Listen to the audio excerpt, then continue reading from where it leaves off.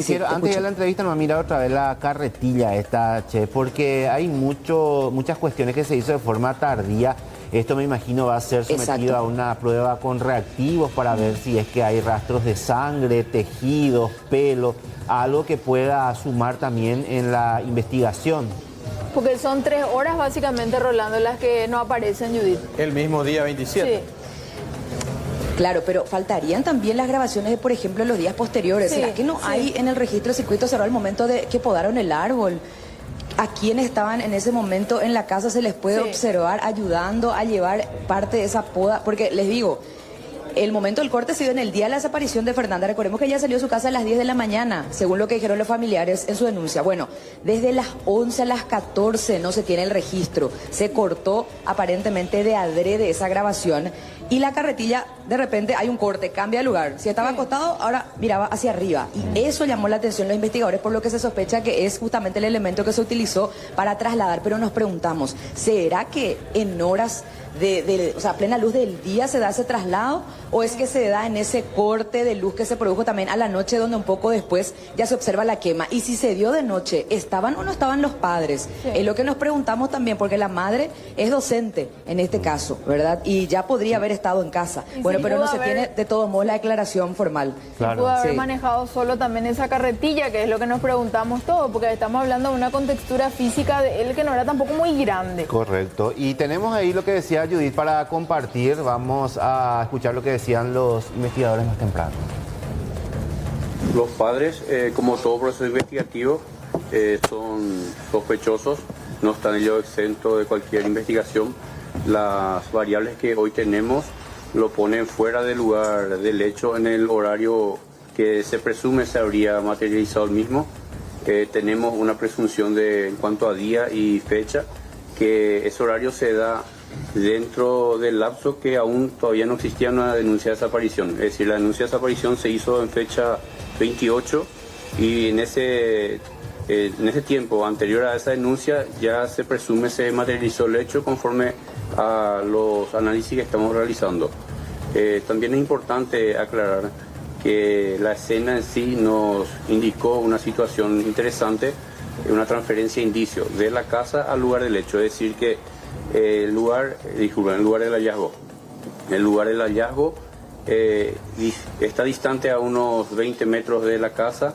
Existe una transferencia de indicios de la casa a ese lugar, lo que nos indica que la propiedad de esta persona sospechada es el lugar del hecho. Y los elementos que hoy tenemos nos indica que pudo haber actuado solo, ya que tenemos elementos de transporte en el sitio, tenemos una distancia corta también del lugar del hallazgo a la casa.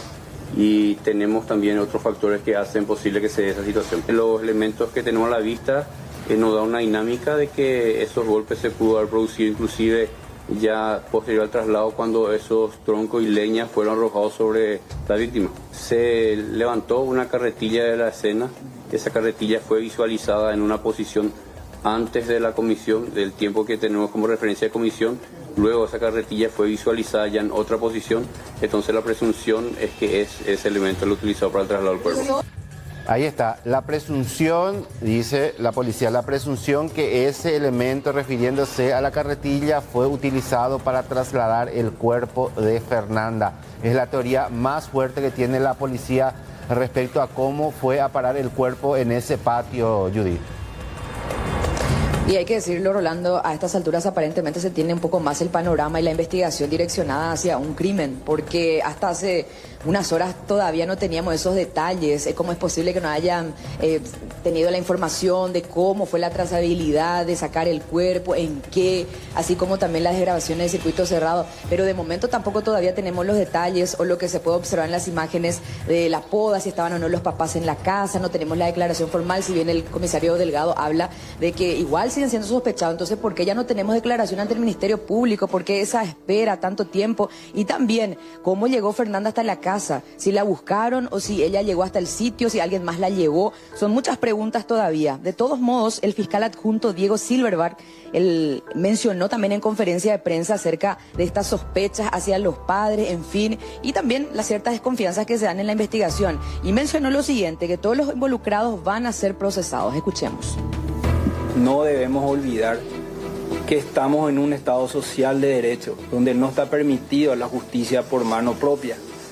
Es decir, solicitamos a la ciudadanía, que recalco, es entendible la frustración e indignación que tienen, pero solicitamos que dejen trabajar a las fuerzas, a las diferentes instituciones, y que hay elementos que aún deben ser preservados y recolectados. Y también comunicar que si dentro de estas protestas ciudadanas se realice algún tipo de hecho que pueda ser considerado como punible, se deberá también actuar dentro del marco de la ley.